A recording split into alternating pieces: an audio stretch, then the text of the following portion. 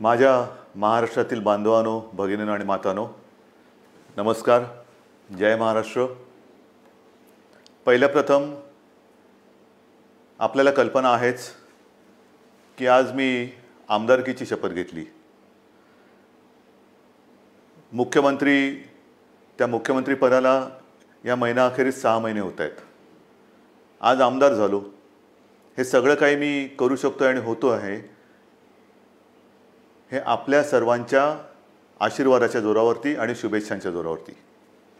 साहजिकच आहे, या निमित्ताने मला सर्व राजकीय पक्षांचे, महाविकास आघाडीतल्या सर्व नेत्यांचे, आमदारांचे आभार मानायचे आहेत. कारण एका अत्यंत कठीण अशा परिस्थितीत, म्हणजेच कोरोनाबरोबर चाललेल्या युद्धाच्या परिस्थितीमध्ये निवडणूक होऊ न देता हे सगळं काही बिनविरोधपणाने पार पाडायला सर्वांनी मदत केली. त्यांना सुद्धा मी सगळ्यांना धन्यवाद देतोय. आणि आता पुन्हा जे आपले गेले काही दिवस सुरू आहे त्या विषयावरती येतोच. 17 तारखेला पंतप्रधानांनी जो लॉकडाऊन जाहीर केला होता, दुसरा तिसरा, त्याची मुदत संपली आणि परत पुढचे 15 दिवस म्हणजे 31 मेपर्यंत संपूर्ण देश आणि साहजिकच आहे आपला महाराष्ट्रसुद्धा हा लॉकडाऊनमध्ये आहे. आता तुम्हाला कदाचित असं वाटायला लागलं असेल की मी आलो म्हणजे लॉकडाऊनच जाहीर करतोय. साहजिकच आहे, कोणालाही घरी विशेषतः कामाशिवाय डांबून ठेवणं किंवा बसवणं यासारखी मोठी शिक्षा असू शकत नाही. पण नीट समजून घ्या, मी कदाचित कोणाला आवडत असेल, कोणाला आवडत नसेल, की याच्याकडे काही उत्तरच नाही आहेत. हे लॉकडाऊन किती दिवस चालणार, किती काळ लॉकडाऊनमध्ये राहणार, याला काही उत्तर आहे की नाही, हा जो काही चक्रव्यूह आहे हा आपण भेदणार आहोत की नाही, उत्तर कोणाकडेच नाही आहे. जगामध्ये कोणाकडे उत्तर नाही आहे, आपल्या देशातसुद्धा कोणाकडे उत्तर नाही आहे. आणि हे आता सगळ्यांना माहिती झालेलं आहे की जेव्हा एखाद्या युद्धात, विशेषतः ह्या युद्धामध्ये, युद्ध हे नेहमी शस्त्रांनीच लढलं जातं. इकडे आपल्याकडे शस्त्र नाही आहे. एक फक्त अंतर ठेवणं, स्वतःची काळजी घेणं आणि युद्ध जिंकणं, म्हणजे फार विचित्र आहे असे युद्ध. एकतर्फी नक्कीच नाही आहे, कारण आपण पूर्ण ताकदीने युद्ध लढतो आहोत. पण लॉकडाऊन वाढवला का? काही अंशी बरोबर आहे, काही अंशी नक्कीच बरोबर आहे. आपल्याला सर्वांना कल्पना आहे की आजही देशात, विशेषतः महाराष्ट्रामध्ये रुग्णांची संख्या वाढते आहे. मुंबईमध्ये वाढते आहे, ठाणे परिसरात वाढते आहे, पुण्यामध्ये वाढते आहे, संभाजीनगरमध्ये आहे, नाशिकमध्ये, मालेगावमध्ये आहे. या ठिकाणी रुग्णांची संख्या वाढते आहे. आणि ही रुग्णांची वाढती संख्या बघितल्यानंतर साहजिकच आहे मनात प्रश्न निर्माण होऊ शकतो, मग आपण नेमकं करतो काय आहोत, आत्तापर्यंत आपण केलं काय? मी गेल्याही वेळेला आपल्याला सांगितलं होतं की एक गोष्ट नक्की, की जी काळजी आपण मार्चपासून घ्यायला लागलो, जवळपास आपण कर्फ्यू, संचारबंदीपर्यंत आलो होतो आणि त्याच्यानंतर देशभरात लॉकडाऊन जाहीर केला गेला. जर हे आपण केलं नसतं तर जो एक अंदाज आपल्या देशात, महाराष्ट्रात आणि मुंबईमध्ये किती आत्तापर्यंत रुग्ण झाले असते, किती आत्तापर्यंत त्याच्यात मृत्यू पावले असते, हा अंदाज नुसता बघितला तरी अंगावरती काटा उभा राहतो. आणि म्हणून मी मागेही आपल्याला म्हटलं होतं की अजूनही शृंखला आपण तोडली जरी नसली तरी एक गोष्ट नक्की, की त्याच्या वाढीवरती, गुणाकारावरती नियंत्रण आपण हे नक्की ठेवलेलं आहे. गतिरोधक म्हणून हा जो काही लॉकडाऊनचा काळ आहे त्याचा आपल्याला नक्की उपयोग झालेला आहे. मग आता किती काळ चालणार? नुसता लॉकडाऊनकडे बघून चालणार नाही आहे. रेड, ऑरेंज, ग्रीन, रेडमध्ये सुद्धा कंटेनमेंट एरिया, हे असे जे काही आपण विभाग केलेले आहेत. ग्रीन झोनमध्ये आपण हळूवारपणाने जवळपास सगळं काही उघडायला परवानगी दिलेली आहे, ती अजूनही देत आहोत. आणखीनही तिथले निर्बंध हे येत्या काही काळामध्ये आपण आणखीन शिथिल करतो आहोत. ऑरेंज झोनमध्ये सुद्धा ही शिथिलता आणलेली आहे. रेड झोनमध्ये विशेषतः कंटेनमेंट एरिया आहे, तिथे मात्र अजूनही आपल्याला शिथिलीकरण करणं हे परवडणार नाही, नक्कीच नाही आहे. उद्योगधंद्याच्या बाबतीत काय आहे? मी मुद्दामून आज आपल्यासमोर थोडेसे आकडेवारी सांगणार आहे, काय काय झालेलं आहे, किती काय केलेलं आहे. पहिल्या प्रथम आरोग्यविषयक काय झालेलं आहे, नंतर उद्योगधंद्याच्या बाबतीत काय करतो आहोत. उद्योगधंद्याच्या बाबतीमध्ये सुद्धा तुम्हाला मुद्दामून मला सांगायचं आहे की नुसतं लॉकडाऊन नाही वाढवत आहोत, आपल्याला ही तारेवरची कसरत करायची आहे आणि ती करतो आहोत. एका बाजूला सुरक्षित राहण्यासाठी लॉकडाऊन म्हणजे सगळं काही थोडक्यात बंद, आणि दुसऱ्या बाजूला हळुवारपणाने काही गोष्टी आपण उघडतो. आजपर्यंत राज्यामध्ये साधारणतः 50,000 उद्योग सुरू करायला आपण परवानगी दिलेली आहे. हा आजचा आकडा आहे. आणि ह्या 50,000 उद्योगामध्ये जवळपास साधारणतः 5-1 लाख मजूर हे काम करायला लागलेले आहेत. तसं बघितलं तर राज्यामध्ये 70,000 उद्योग सुरू करायला आपण परवानगी दिलेली आहेच, पण 50,000 उद्योग हे प्रत्यक्ष सुरू झालेले आहेत. आपल्याला कदाचित हा जो काय एक रेड झोनमधला बेल्ट आहे, म्हणजे मुंबई, पुणे आणि त्याच्या आजूबाजूचा परिसर, इथे जे आपण राहतो आहोत, किंबहुना उदाहरणतः संभाजीनगर असेल, ज्या महापालिका आहेत त्यांच्या परिसरामध्ये आपण हे निर्बंध जरा कडक ठेवलेले आहेत, म्हणून आपल्याला ते जाणवत नाही आहे. पण ह्या विभागामध्ये आपण उद्योगधंद्यांना परवानगी दिलेली आहेच, नक्की दिलेली आहे. हे करताना खास करून मला उद्योगांसाठी काही गोष्टी जाहीर करायच्या आहेत. कारण सगळीकडे आता एक ठप्प, म्हणजे ज्याला आपण म्हणतो ना पॉजचं बटन दाबलं गेले, जगच असं पॉज झालेलं आहे. सगळं ठप्प, काहीच होत नाही आहे, इकडची गाडी तिकडे होत नाही आहे. असं वातावरण असताना उद्या जे काय आपल्याला एक भरारी घ्यायची आहे, नक्की घ्यायची भरारी घेणारच, कोणत्याही परिस्थितीत घेणार. तिकडे अजिबात मागे पुढे बघणार नाही. खरं म्हटलं तर आपल्या सरकारला आता 6 महिने होत आहेत. नवीन सरकार असताना नवीन स्वप्न आहेत आपली. आपण एक अर्थसंकल्प जाहीर केला काय, त्याच्यात नवीन गोष्टी जाहीर केल्या काय, आणि त्या अंमलबजावणीला सुरुवात करण्याच्या आधीच आपल्याला या संकटाला सामोरं जावं लागतंय. ह्या ज्या काही सगळ्या आपल्या योजना आहेत, या योजना कोणत्याही परिस्थितीत आपण अंमलात आणणार म्हणजे आणणारच. त्या एका हिमतीने आपण पुढे जातो आहोत. परंतु नवीन उद्योग येण्यासाठी एक वेगळी स्पर्धा आहे. कोण काय करते, कोण काय आणखीन सुविधा देते. महाराष्ट्रापुरतं बोलायचं झालं तर आज आपण महाराष्ट्रामध्ये जवळपास 40,000 एकरपेक्षा जास्त जमीन ही नवीन उद्योगधंद्यासाठी राखून ठेवत आहोत. 40,000 एकरपेक्षा जास्त. त्याचप्रमाणे नवीन उद्योजक जे येणार आहेत, नवीन उद्योग जे परदेशातून येतील, किंवा आपले काही उद्योजक आपले नवीन लोक काही नवीन उद्योग सुरू करू इच्छित असतील, ग्रीन इंडस्ट्रीज ज्याला आपण म्हणतो, म्हणजे प्रदूषण न करणाऱ्या इंडस्ट्रीज किंवा उद्योग, त्यांच्यासाठी सुरू करताना कोणत्याही अटीतटी त्यांना आपण ठेवणार नाही. परवानगीशिवाय तुम्ही उद्योग सुरू करा. फक्त अट एक, प्रदूषण करायचं नाही, अजिबात करायचं नाही. प्रदूषण करू नका, चला उद्योग सुरू करा, या आम्हाला पाहिजे. महाराष्ट्र तुमची वाट बघतोय. महाराष्ट्र हा नेहमी एक उद्योगशील आहे, सुधारणावादी आहे. म्हणून आपण नवीन जे उद्योजक येत आहेत त्यांच्यासाठी या अटीतटीचा सामना त्यांना करायला लागणार नाही, असं धोरण आपण बनवलेलं आहे. या नवीन उद्योजकांनो, या महाराष्ट्रामध्ये या. त्याचबरोबरीने साधारणतः पुढचे काही दिवस, म्हणजे असं म्हणतात की ह्या कोरोनानंतर जग बदललं जाणार आहे, नक्कीच बदललं जाईल. कदाचित हे नवीन उद्योजक येणार असतील, ते म्हणतील आम्ही येऊ इच्छितो, पण आम्हाला तुमच्याकडे जमीन विकत घ्यायला आत्ता आम्हाला परवडणार नाही. ठीक आहे, तुम्ही या, भाडेतत्वावरती जमीन तुम्हाला देतो, भाडेतत्वावरती जमीन देतो, या. तुम्हाला मूलभूत सुविधा असतील त्या तुम्हाला देतो, अटीतटीचा सामना तुम्हाला करावा लागणार नाही. पण या राज्यामध्ये नवीन उद्योग पर्व आपण सुरू करू.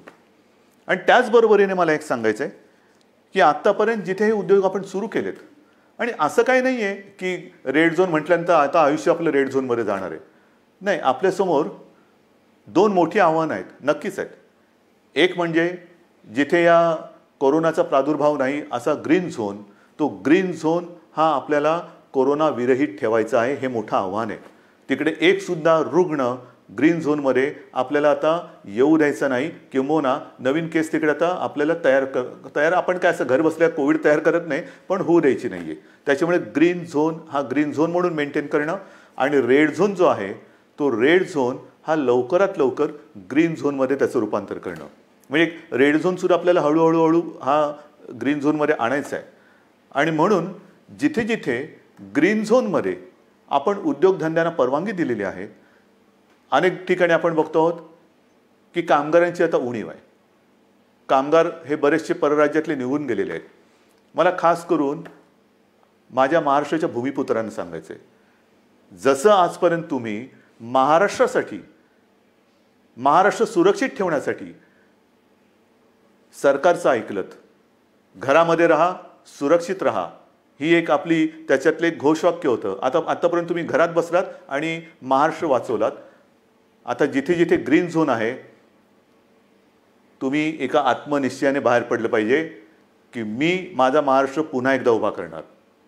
मी जसा महाराष्ट्र वाचवलेला आहे, मी म्हणजे तुम्ही, मी एकटा नाही, तुम्ही.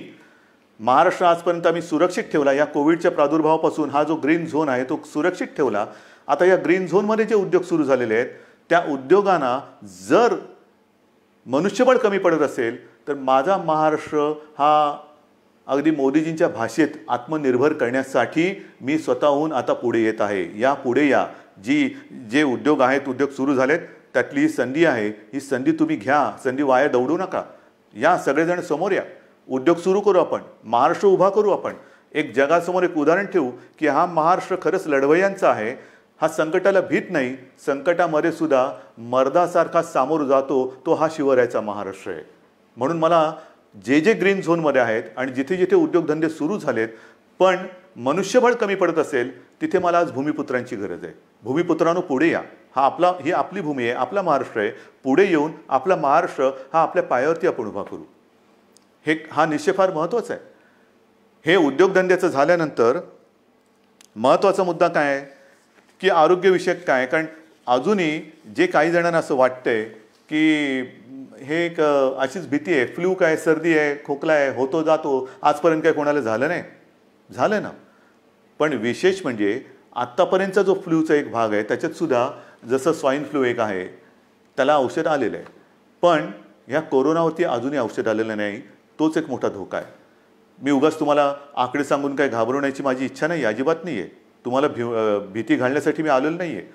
पण मुंबईमध्ये जेव्हा आपण सुरुवात केली त्यावेळेला जी परिस्थिती होती ती परिस्थिती बघितल्यानंतर आजची जी परिस्थिती आहे, आपण काय काय आरोग्य सुविधा केलेल्या आहेत.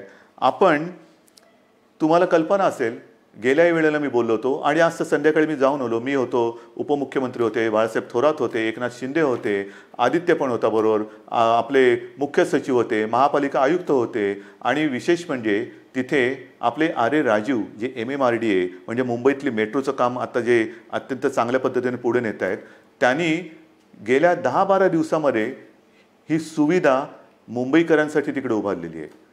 आज तिकडे जवळपास 1000 बेड्सचं एक चांगलं कोविड केअर सेंटर हे आपण उभं केलेलं आहे. येत्या 1-2 दिवसात त्याचा वापर सुरू होईल. मुंबईमध्ये ठिकठिकाणी, मी मुंबईपुरतं बोलतो, मुंबईमध्ये नंतरचं पुढचं मी बोलणारच आहे, पण मुंबईमध्ये ठिकठिकाणी म्हणजे असं बांद्रा कुर्ला कॉम्प्लेक्स संकुल आहे तिथे आणखीन 1000 बेड्स वाढवतो आहोत. गोरेगावचं एक्झिबिशन ग्राउंड आहे तिकडे वाढवतो आहोत.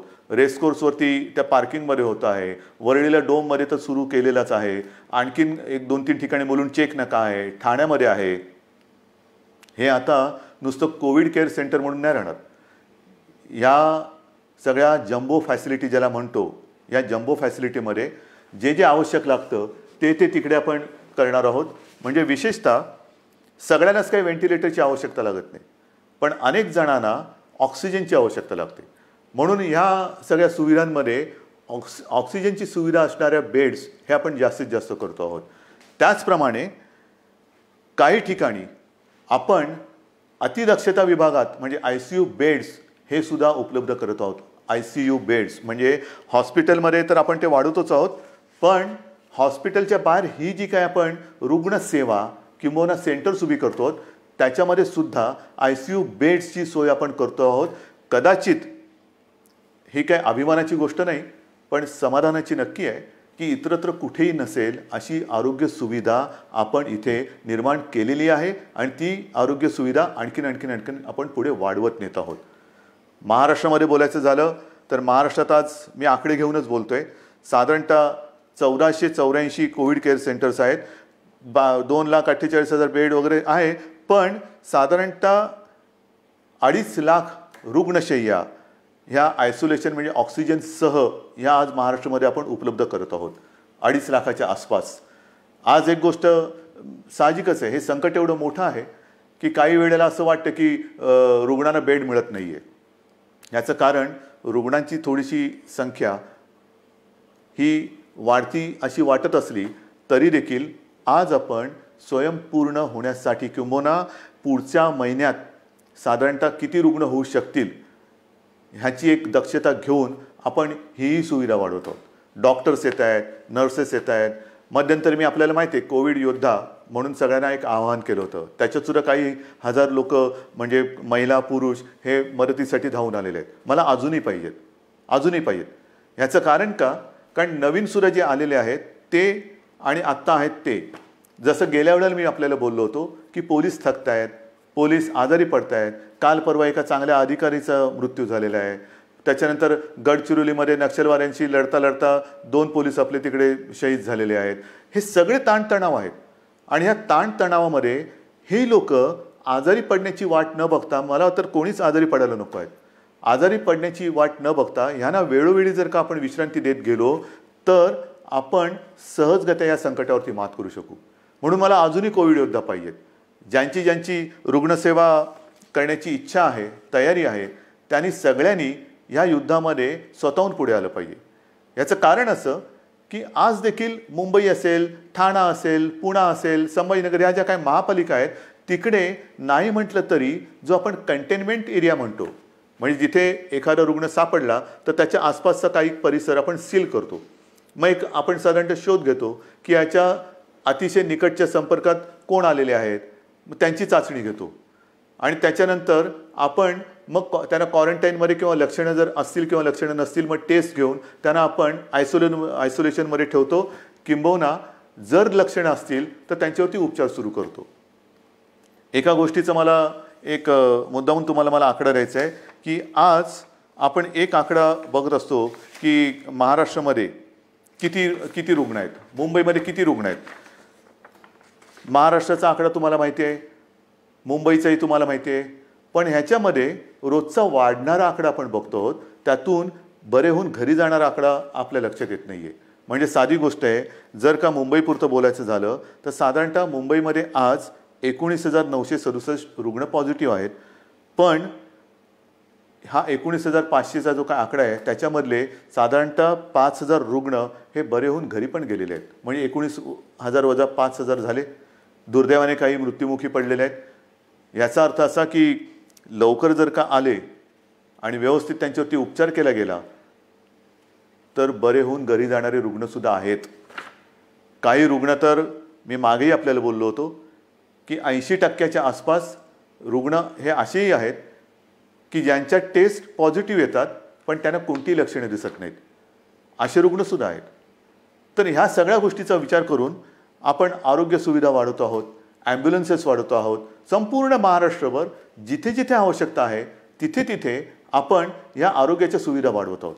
आणि एका बाजूला या आरोग्य सुविधा वाढवत असताना उद्योगधंद्यांच्या बाबतीत सुद्धा मी सांगितलं की 50,000च्या वरती उद्योगधंदे सुरू झालेले आहेत. म्हणजे असं काही नाही की सगळं काही ठप्प होऊन बसलेलं आहे. जे अनेक जण मला विचारतात की काय हो महेर, तुम्ही लॉकडाऊन उठवत नाही, किती काळ असं बसायचं. मगाशी मी तुमच्याशी बोलत होतो, ह्याच्यात काय आहे, नुसतं सर्दी खोकला ताप तर येईल, आणखीन काय होईल, फ्लू काय कोणाला होत नाही, असं नाही आहे. जे गांभीर्य आहे ते या गोष्टीचं हेच आहे की जे गंभीरपणाने आजारी पडतात त्यांच्यावरती इलाज नाही आहे. आणि एक क्षण असं धरून चला की आपण लॉकडाऊन उठवून टाकतो लॉकडाऊन आजपासून, या सगळेजण इकडे तिकडे ये जा करा, काही करा. ही साथ जर का पसरली तर इतर देशामध्ये काय काय होते, ब्राझीलमध्ये काय झालं, ब्रिटनमध्ये काय झालं, अमेरिकेत काय चाललेलं आहे, इटलीमध्ये काय चाललेलं आहे, काय झालेलं आहे, मला हे कोणत्याही परिस्थितीत महाराष्ट्रात होऊ द्यायचं नाही आणि मी होऊ देणार नाही, अजिबात होऊ देणार नाही. मी टीकेचा धनी होईन. मी तुम्हाला मागेही बोललेलो आहे, महाराष्ट्रासाठी वाईटपणा घ्यायला माझी तयारी आहे, पण जे जे मला पटतं ते महाराष्ट्राच्या हिताचं मी करणार म्हणजे करणारच. आणि म्हणून जो रेड झोन आहे तिकडे मी अजूनही उद्योगधंदे पूर्णपणे उघडायला का देत नाही आहे की क्षणभर धरून असं धरून चाला की उद्योगधंदे उघडले आणि ही साथ त्यांच्यात घुसली. आजच मजूर आपापल्या घरी निघून गेलेले आहेत. म्हणजे उद्योगधंदे सुरू होतील आणि त्या मजुरांमध्येही साथ जर घुसली तर काही तर जीवानिशी जातीलच, आजारी तर पडतीलच. आणि मग त्यावेळेचा अघोषित जो लॉकडाऊन असेल तो किती काळ चालेल त्याचं उत्तर आपल्याकडे कोणाकडे नसेल. मग त्या लॉकडाऊनची वाट बघायची का आत्ता जे काही आपण हे संकट नाही म्हटलं तरी त्याचा वेग मंदावून रोखून ठेवतो आहोत, त्याचा पूर्ण अंदाज घेऊन हळूहळू टप्प्याटप्प्याने एक एक गोष्टी उघडत जायचं, हा विचार आपण करायला पाहिजे आणि तो आपण करतो आहोत. आणि तो जर का आपण करत नसतो तर तुम्ही एवढे सगळे जण या सरकारच्या सोबत राहिल्याच नसतात. इतर राज्यांमध्ये जाणारे जे मजूर आहेत त्या सगळ्या मजुरांची आजपर्यंत आपण अगदी व्यवस्थित काळजी घेत होतो आणि घेतली. दिवसातनं मी तुम्हाला सांगितलं की किमान 5.5-6 लाख मजुरांना आपण दिवसातनं 3 वेळा हे जेवण देतो. म्हणजे सकाळीचा नाश्ता ब्रेकफास्ट आणि दुपारचं आणि रात्रीचं जेवण, त्यांच्यासाठी आपण या सगळ्या योजना करत होतो. पण बरेच जण असं म्हणायला लागले की आम्हाला घर जाना आहे, गाव जाना आहे. तेव्हाही मी त्यांना वचन दिलं होतं की तुम्ही चिंता करू नका, आम्ही इतर राज्यांशी बोलतो आहोत, केंद्राबरोबर बोलतो आहोत. जसजशी सोय होईल तसतसं आम्ही तुम्हाला तुमच्या घरी तुमच्या राज्यात पाठवण्याची सोय करतो आहोत आणि ते पाठवल्याशिवाय आम्ही राहणार नाही. आणि त्याच्याप्रमाणे आज जवळपास मला वाटतं 5-1 लाख मजुरांना आपण ट्रेननी आणि बसेसनी हे इतर राज्यात अत्यंत नियंत्रित पद्धतीने हे पाठवलेलं आहे, कुठेही खळखळ होऊ न देता. पण मला एक काय सांगायचं आहे की हे सगळे जे काही इतर राज्यातले मजूर आहेत, रस्त्यावरनं चालत आहेत, अजूनही काही ठिकाणी आहेत, कशाला चालता, क्यों चल रहे? आपके लिए हम पूरी कोशिश नहीं, शुरुआत तो हुई है. ट्रेन से आप जा रहे हैं घर, बस से जा रहे हैं, तो ऐसे रास्ते पे मत चलो, रास्ते पे नहीं चलना. बीच में कोई फिर एक्सीडेंट कभी होता है, क्यों कर रहे हो ये सारी चीज़ें?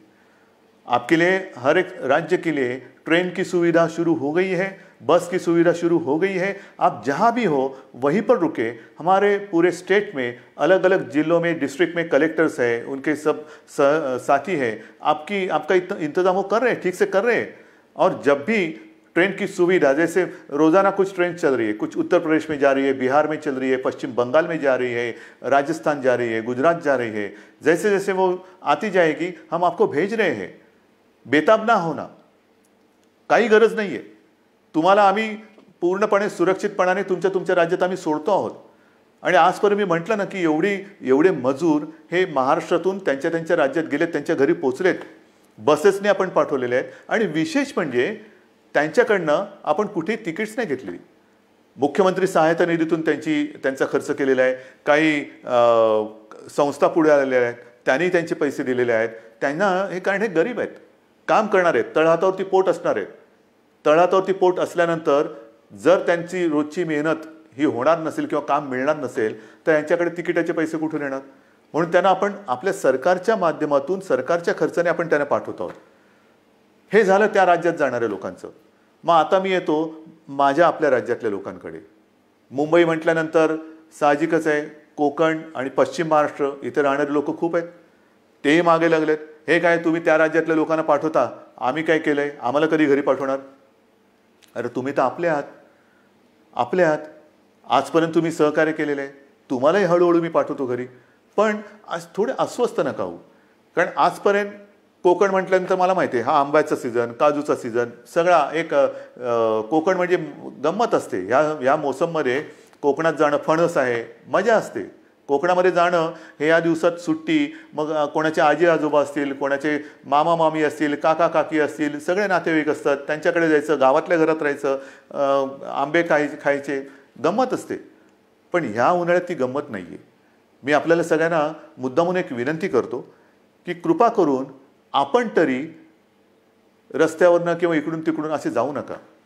कारण मुंबईमध्ये आपण काळजी घेतो आहोत, प्रत्येक जिल्ह्यात आपण काळजी घेतो आहोत, पण प्रत्येक जिल्ह्यात आरोग्य सुविधा ज्या आहेत त्यांची एकूण जर का मर्यादा बघितली, आणि काही जिल्हे हे कोविड मुक्त आहेत, आज सुद्धा तिकडे प्रादुर्भाव झालेला नाही, ते आपल्याला तसेच ठेवायचे आहेत. जर आपल्याला लवकरात लवकर या लॉकडाऊनमधून बाहेर यायचं असेल तर पहिलं म्हणजे जे आपले ग्रीन झोन आहेत, जिकडे कोविडचा प्रादुर्भाव नाही, हे जिल्हे, हे विभाग आपल्याला ग्रीन झोन म्हणूनच ठेवावे लागतील. म्हणून आपण सुद्धा घरी जाताना असेच उठून निघू नका. आपल्याला सुद्धा जर जायचं असेल, खरंच पहिलं जायचं आहे का थोडे दिवस थांबून आपण जाऊ शकता, थोडा धीर धरला तर सगळ्यांनाच बरं होईल. आपण इथून तिथे जाणार, काही ठिकाणी जसं आता उदाहरणार्थ रत्नागिरी आहे, इतर काही ठिकाणी आहेत, इथे आपल्याकडनं काही गेलेले लोक आहेत, ते पॉझिटिव्ह निघाले. झालं, एक केस तिकडे आली, मग तिकडे पुन्हा ते कंटेनमेंट झोन आला, हे आलं, ते झालं. म्हणजे आत्तापर्यंत जिकडे काही नाही आहे तिकडे हा सगळा नसता खटाटोप आला. तर म्हणून मला असं वाटतं थोडंसं धीराने जाऊया. एक नियंत्रित पद्धतीने जसं आपण इतर लोकांना पाठवतो आहोत परराज्यातले काही लोक आपण आपल्याकडे घेतो आहोत. आता तर परदेशातून आपल्याकडे येणारी लोक सुद्धा सुरू झालेली आहेत. हळूहळू आता जग हालचाल करायला लागलंय. असं काही नाही की सगळे ठप्प बसलेत. परदेशातली लोक आपल्याकडे परत येत आहेत. आपल्याकडची काही जी अडकलेली लोक ती परदेशात त्यांच्या देशात जात आहेत. रोजची थोडी विमानं सुरू झालेली आहेत. पण इथले तिथे आणि तिथले इथे आल्यानंतर क्वारंटाईन म्हणजे विलगीकरण हे फार महत्त्वाचं आहे. विलगीकरण, कारण आपण जर का कळत नकळत हा व्हायरस आपल्यासोबत नेत असू तर आपल्यापासून, मी जसं मगाशी म्हटलं ना की काही जणांना ह्याचा प्रादुर्भाव झाला आहे पण लक्षातही येत नाही एवढं चांगल्या पद्धतीने ते त्याचा प्रतिकार करतायत. म्हणजे लक्षणं नाही आहेत आणि कोणत्याही औषधाशिवाय ते बरेही होत आहेत. परंतु त्यांना जरी काही झालं नाही आणि होऊ नयेच तरी वाहक म्हणून ते काम करू शकतात. म्हणजे त्यांना काही नाही झालं आणि गेला घरी आणि कळत नकळत व्हायरसचा प्रादुर्भाव झाला असेल तर तो तिकडे दिला व्हायरस, म्हणजे तो इकडचा व्हायरस तिकडे गेला आणि जो तिथे नाही आहे तो पसरून ठेवला. म्हणून मला माझ्या खास करून कोकणातील बांधवांना, माता भगिनींना सगळ्यांनाच सांगायचं आहे, पश्चिम महाराष्ट्रातल्या सगळ्या बांधवांना भगिनींना सांगायचं आहे की कृपा करून घाई गडबड करू नका, अस्वस्थ होऊ नका. हे थोड्या काळापुरती ही परिस्थिती आहे, तिच्यावरती आपण मात करणार आहोत. आपले कुटुंबीय आहेत, आप्तजन आहेत, त्यांच्या सुरक्षेसाठी जर का आपण आपलं हे जाणं थोडंसं थांबवलं आणि काही दिवसानंतर जर जाण्याचा विचार केला तर महाराष्ट्रावरती, तुमच्या कुटुंबियांवरती फार मोठे उपकार आपले होतील. म्हणून कुठेही अस्वस्थ होऊन लगेचच्या लगेच जर जाण्याची गरज नसेल तर पुन्हा मी सांगतो की कृपा करून आपल्या घरी म्हणजे गावी जाण्याची घाई करू नका. आता पुन्हा मी थोडंसं एक सांगणार आहे की अनेक जण आता म्हणायला लागलेले आहेत की कोरोनासोबत जगायला शिका. म्हणजे काय करायचं? आमची तयारी आहे कोरोनासोबत जगायची, पण कोरोनाची तयारी का आम्हाला त्याच्यासोबत जगू द्यायची? कोरोना जर का तयार नसेल तर आपण कसं त्याच्यासोबत जगणार? पण हे जगणं जर का अनिवार्य असेल तर काही गोष्टी, म्हणजे कोरोनानंतर जग बदलेल, नक्की बदलेल. काय बदलेल? तर कोरोनानंतर आपल्याला जसं आपण म्हणतो ना की आजपर्यंत घरात राहा आणि सुरक्षित राहा, आता आपल्याला नवीन एक वाक्य घ्यावं लागेल. घरात राहा, सुरक्षित राहा हे झालं, पण घराबाहेर राहताना सावध राहा. नेहमी आपल्याला एक सावधानता बाळगायला पाहिजे. म्हणजे ओघाने आलंच हात धुणं. अनेक ठिकाणी मी असंच बघितलेलं आहे, कारण उन्हाळा आहे, घाम तर येतोच, मग आपण काय करतो, मास्क बाजूला करतो आणि हाताने रुमालाने तोंड पुसतो, बाजूला ठेवतो. तोच धोका आहे. पहिली गोष्ट, हात सतत धुत राहायचं. कारण नसताना किंबहुना शक्यतोवर तोंडाला, चेहऱ्याला हात लावायचाच नाही. कारण हा जो व्हायरस आहे अजूनही त्याच्यावरती संशोधन सुरू आहे. किती काळ कुठल्या पृष्ठभागावर तो किती काळ जिवंत राहू शकतो. समजा एखाद्याच्या शिंकेतनं, खोकल्यातनं, बोलण्याच्या त्या तुषारातून तो कुठे पडला असेल, त्याला हात लागला आणि तो कळत नकळत पुन्हा आपल्या डोळ्याला लागला तर डोळ्यातनं तो शरीरात जाऊ शकतो, नाकाला लागला, तोंडाला लागला. म्हणून ह्या ज्या काही गोष्टी आहेत ह्या आपल्याला अशाच ठेवून पुढचे काही दिवस, काही महिने हे सावधतेने राहावंच लागेल. या सगळ्या ज्या गोष्टी मी तुम्हाला सांगतो आहे, या गोष्टी ह्या फार महत्त्वाच्या आहेत. इतके दिवस तुम्ही जी शिस्त पाळली ती शिस्त मला थोडी जास्त पाहिजे, कडक पाहिजे. कारण आज देखील जो कंटेनमेंट एरिया आहे किंवा रेड झोन आहे, कारण नसताना लोक बाहेर पडत आहेत. नका पडू. त्याच्यानंतर अजून देखील धार्मिक सण, उत्सव, धार्मिक जमाव यांना कुठेही परवानगी आपण दिलेली नाही, देऊ शकत नाही. कारण जेवढी गर्दी होईल तेवढा हा धोका अधिक वाढणार आहे, अधिक पसरणार आहे. आणि म्हणून सावध राहामध्ये दोन हात अंतर ठेवून, 2 हात दूर राहिलेलं बरं. तसं 2 हात दूर राहून एकमेकापासून आपल्याला राहायचं आहे. तोंडावरती मास्क तर लावायचा आहे, हात सतत धुवायचे आहेत. आणि सरकारच्या सूचना, म्हणजे 31 तारखेपर्यंत जरी लॉकडाऊन हा असा असला तर ह्या गतिरोधक आहे. आजपर्यंत ग्रीन झोनमध्ये जवळपास सगळी बंधने आपण शिथिल केलेली आहेत. महत्त्वाचा मुद्दा, या ठिकाणी आता हळुवारपणाने काही दुकानंसुद्धा आपण उघडायला परवानगी देऊ येत्या काही काळामध्ये. कोणतीही गोष्ट ही सुरू करण्यापूर्वी आम्ही असं ठरवलं आहे, सरकारने असं ठरवलेलं आहे की जनतेला पूर्ण कल्पना द्यायची. कारण काही गोष्टी तुम्हाला कल्पना आहे, आपण उघडायला परवानगी दिली आणि ही जी काही झुंबड उडाली पुन्हा सगळं बंद करावं लागलं. काही देशांमध्ये हेही झालेलं आहे की लॉकडाऊन उठवला, झुंबड उडाली, साथ वाढल्यानंतर पुन्हा सगळं बंद करावं लागलं. तसं नाही करायचं. आपल्याला शांतपणाने एखादी गोष्ट आपण सुरू करू, ती सुरूच ठेवायची आहे. एखादी गोष्ट म्हणजे जसं मार्केट असेल, दुकानं असतील, आणखीन काही गोष्टी असतील, उद्योगधंदे असतील, एवढ्या शिस्तीने ते आपल्याला पुढे चालवायचे आहेत की एकदा सुरू केलेली गोष्ट पुन्हा थांबवण्याची वेळ येता कामा नये. आणि म्हणून तुम्हाला मी मध्ये मध्ये सूचना देत राहीन. काही काही गोष्टी सुरू करण्यापूर्वी, जसं आता उदाहरणार्थ आज 18 तारीख गेली, जून महिना म्हणजे शैक्षणिक वर्ष सुरू होणार. अजूनही काही जणांच्या परीक्षा राहिलेल्या आहेत. परीक्षांचं काय करणार, शाळा कशा सुरू करणार, शैक्षणिक वर्ष सुरू कसं करणार, ऑनलाईन सुरू करणार का प्रत्यक्ष शाळा सुरू करणार, हे सगळे मोठे विषय आहेत. मोठे विषय आहेत. आणि कोणत्याही परिस्थितीत शैक्षणिक वर्ष आपल्याला वाया जाऊ द्यायचं नाही, जाऊ देऊच शकत नाही आपण. शाळा कशा सुरू करायच्या, त्याच्यात खबरदारी काय घ्यायची, शिक्षण कसं सुरू करायचं, शाळा कॉलेजेस आली, ॲडमिशन्स आल्या, कशा करायच्या, कुठे आपण काय करू शकतो, याही विषयी आपला विचार सुरू आहे. आणि माझी तर इच्छा अशी आहे की हे जे संकट आहे हे कोणत्याही परिस्थितीत आपल्याला पावसाळ्यापूर्वी संपवायचं आहे. पावसाळ्यापूर्वी हे संपवायलाच लागेल. कारण जून महिना सुरू झाल्यानंतर शाळा कॉलेजेस यांचे प्रवेश, त्यांची शैक्षणिक वर्ष हे सगळं सुरू करावं लागतं आहे. आणि ह्या सगळ्याचा विचार करता मला असं वाटतं, जो वेग मी तुम्हाला मगाशीच सांगितलं, मी आकडे माझ्याकडे आहेत, साधारणतः मे किंबहुना एप्रिल शेवटापर्यंत महाराष्ट्रामध्ये काय रुग्णसंख्या झाली असती, ही संख्या जर का आपण बघितली असती तर थरकाप उडाला असता. मे मध्यामध्ये काय संख्या होऊ शकली असती, काय संख्या होऊ शकते, मे एंडला काय होऊ शकते, हे जे आकडे आपल्यासमोर शक्यता म्हणून येत होते किंवा येत आहेत, ते बघितल्यानंतर हे थरकाप उडवणारे आकडे. पण तिथपर्यंत आपण पोचलो नाही आणि तुम्हाला मी पोचू देणार नाही, अजिबात देणार नाही. जोपर्यंत तुमचा आणि माझा विश्वासाचा धागा हा मजबूत आहे तोपर्यंत मला खात्री आहे, नवे माझ्यात आत्मविश्वास आहे की हे संकट आपण नुसतं दूरच नाही तर परतून लावल्याशिवाय राहणार नाही. आणि म्हणून मला असं वाटतं, मलाही काही आनंद होत नाही आहे, अजिबात होत नाही की मुख्यमंत्री झालो आणि हे बंद ते बंद ते बंद. म्हणजे पूर्वी मुंबई बंद, भारत बंद आपण करत होतोच, पण हे अशा पद्धतीने नाही. हा बंद कोणालाच परवडणार नाही.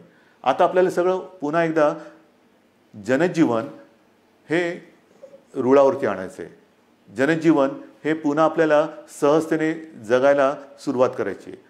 पण ह्याची एक आता अशी शक्यता नव्हे, खात्री वाटते की हे जनजीवन पूर्ण सुरळीत व्हायला काही काळ हा जावा लागणार. जेवढी स्वयंशिस्त आपण अधिक पाळू तेवढे लवकर आपण ह्या बंधनातून मुक्त होऊ. जेवढी लवकर आपण या कोरोनाची साखळी तोडण्यात यशस्वी होऊ तेवढं लवकर आपण सगळे बंधनमुक्त होऊ. आणि म्हणून पुन्हा एकदा मी तुम्हाला सगळ्यांना विनंती करतो आहे की जे काही सरकार करतं आहे ते केवळ आणि केवळ कोणताही धोका या महाराष्ट्राला, महाराष्ट्रातल्या माता भगिनींना, बांधवांना होऊ नये त्याकरता ही पावलं उचलत आहे. साहजिक आहे, तुम्ही अस्वस्थ आहात, तुम्ही बेचैन आहात, कधी हे उघडणार हा प्रश्न जसा तुम्हाला आहे तसाच तो सर्वांना पडलेला आहे. पण जे काही करतो आहे ते केवळ आणि केवळ आपल्या सर्वांच्या हितासाठी करतो आहे. आजपर्यंत जसं तुम्ही सरकारला सहकार्य केलं तसंच सहकार्य याही पुढील काळात कराल अशी खात्री बाळगतो. आणि लवकरात लवकर ही साखळी तोडून आपण बंधनमुक्त होऊ ही आशा बाळगतो. जय हिंद, जय महाराष्ट्र.